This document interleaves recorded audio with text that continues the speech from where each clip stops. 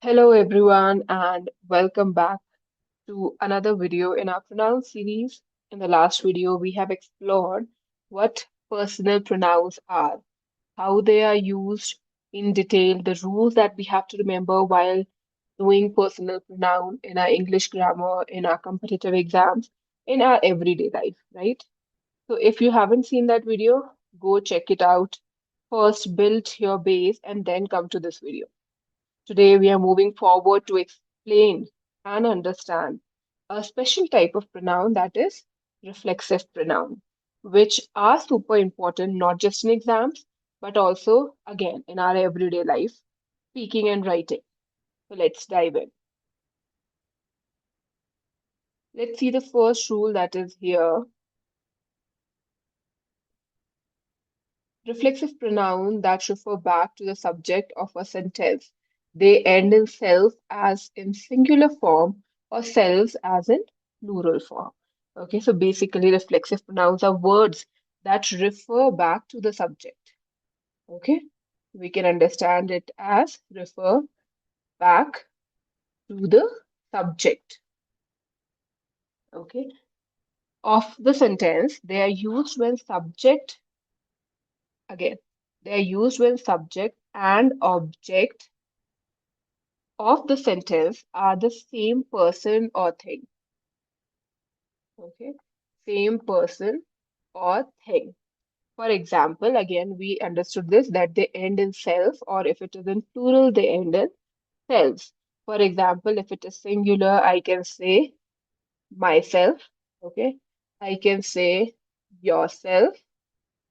Okay, I can say himself. Okay, these words are singular in form. If I use reflexive pronoun in plural form, I can say ourselves or themselves. Okay.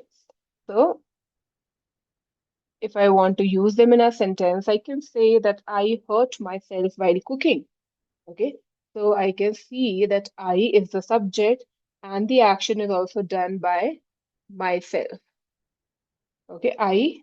The sentence was, I hurt myself while cooking. Okay. The subject is I, and action is also done by myself. They introduce themselves to the guest. This is,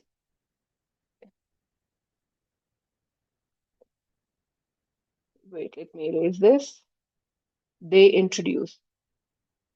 They introduced themselves to the guest.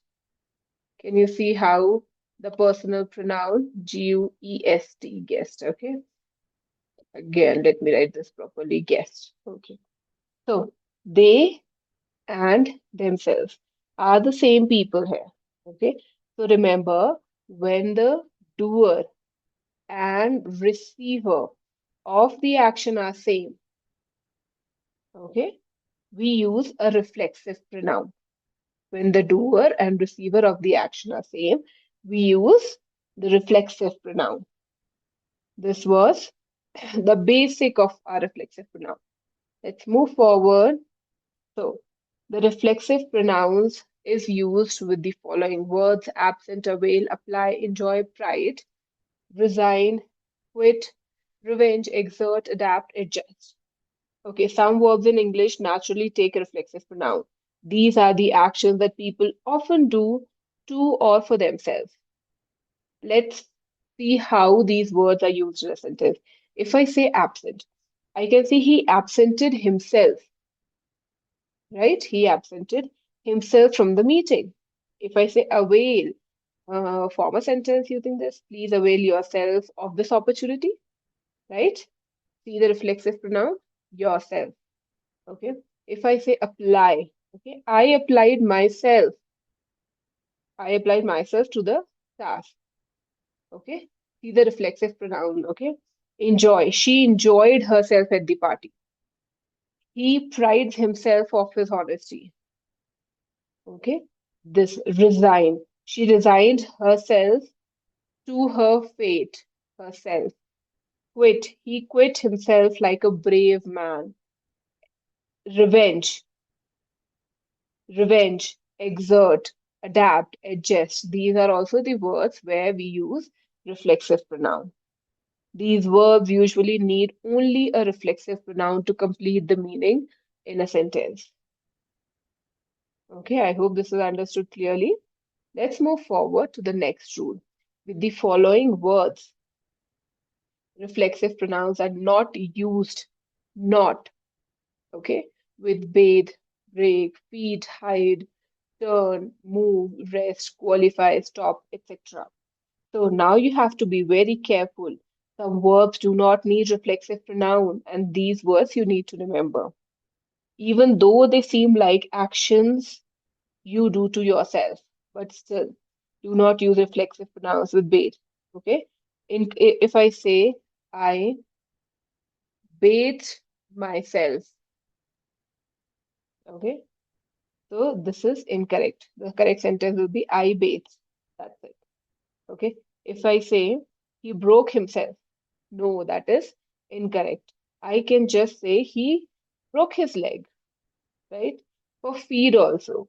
If I say, the baby fed itself, right? If I write here like this, the baby fed himself. No, that is incorrect. The baby fed. Okay. Again, he hid himself. No, he hid behind the curtain. Okay. So similarly, these verbs do not take reflexive. Now the rest are also here.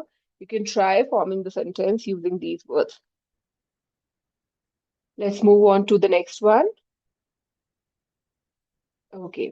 A reflexive pronoun cannot be used as a substitute for the subject. Reflexive pronoun cannot be used in place of a subject. For example, subject, if I say myself went to the market, can I say this? Myself, no reflexive pronoun cannot be used as a subject. Okay, I need to say I went to the market. Clear? Similarly, if I say another example, yourself must be careful. Do you think this is the correct sentence? No, I need to say you must be careful. Okay. So reflexive pronouns can never stand alone as a subject. Never. They only reflect back to the subject where it is already used in a sentence. Clear? So this was about our reflexive pronoun. These rules you need to keep in mind whenever you are using reflexive pronoun. If you ever get confused, ask, is this a subject doing something to itself? Okay. If yes, use a reflexive pronoun. Okay. If not, leave it out. Next, moving on to the next one, demonstrative pronoun. Okay. So if we talk about demonstrative pronoun, I can say demonstrative pronouns is basically used to point out the person or object to which it refers. Okay. To demonstrate, to point out. Okay. And there are four demonstrative pronouns that are most commonly used. This, that, plural में, these, and those. Okay. This is used for singular and for near object. Okay. That is used for singular and for far away object. These is used for plural and for near objects. Those is used for plural and far objects. Okay, this is the basic for demonstrative pronoun that you have to keep in mind. Let's see the rules one by one. Okay, so the pronoun that are used to point out the objects are referred to as demonstrative pronoun. This we just did right now. Do not commit the error of omission by forgetting to use that. So many students omit the word that when it's needed. This is the most common error mistake we do while we are speaking or writing. So when introducing a clause, okay, when introducing a clause or a group of words with a subject or a Verb. Never skip that if it's required for clarity. Okay. For example, I'm writing a sentence here. Just see that. The book you gave me is interesting. Okay. Now see, I missed something here, right? I needed to use a demonstrative pronoun here. Where can I use this? The book that you gave me is interesting. Okay. Can you see the difference? Wherever I need to use a demonstrative pronoun in a sentence, I must. Next, again, another example. Let's see. The reason I left early was personal. Okay, the reason I left early was personal. Again, in the sentence, we needed to use a demonstrative pronoun that, but we did not. So where could have I used it? Again, the reason that I left early was personal. Can you see? So wherever the demonstrative pronoun that is required to be used, always use it. Do not omit. Okay? So without that, the sentence can sound incomplete and a little confusing as well. So in formal writing or in competitive exams, it's considered grammatically wrong. Okay? Let's see the next one. Pronoun it comes before the phrase or clause to which it refers, whereas this follows the phrase or clause it refers to. Now, let's understand a subtle but important difference between the pronoun it and this when referring to a phrase or a clause. So, rule one, use it when pronoun comes before the clause, okay? And use this when pronoun comes after the clause it refers to. So let's break it down. Let's see. If I say it before the clause, it is surprising that he won the competition. Okay, so this is the example. It is surprising that he won the competition. Okay, now see here, it comes first. What is surprising? That he won the competition, right? So I have used it before. Now, the rule number two. Let us see the rule number two. Our rule number says that this after follows the phrase or clause it refers to. Okay. So the rule comes here. Let's see the example. He won the competition. This is surprising, right? Do you see the difference?